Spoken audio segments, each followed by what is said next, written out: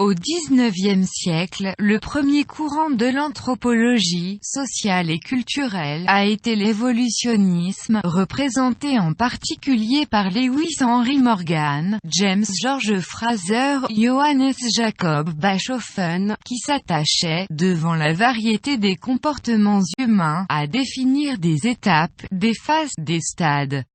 Parmi les grands pionniers, Edward Burnett Tyler et Franz Boas ne peuvent pas être complètement enfermés dans une école particulière. À la fin du XIXe siècle et au début du XXe siècle est apparu le diffusionnisme, qui retrouve des reflets ou des rapports, des connexions, avec en particulier Friedrich Hetzel, Leo Frobenius et Robert Fritz Gribner, puis, dans la première moitié du XXe siècle, le fonctionnalisme qui veut repérer des rouages en mouvement, intimement associés au dynamisme global de la mécanique sociale solidaire. Bronislaw Malinowski, Alfred Reginald Radcliffe Brown.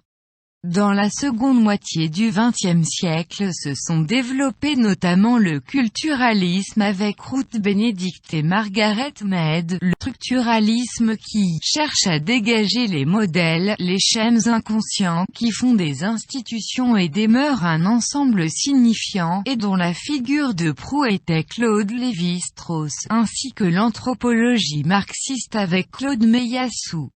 Certains sont restés inclassables comme Pierre Clastres.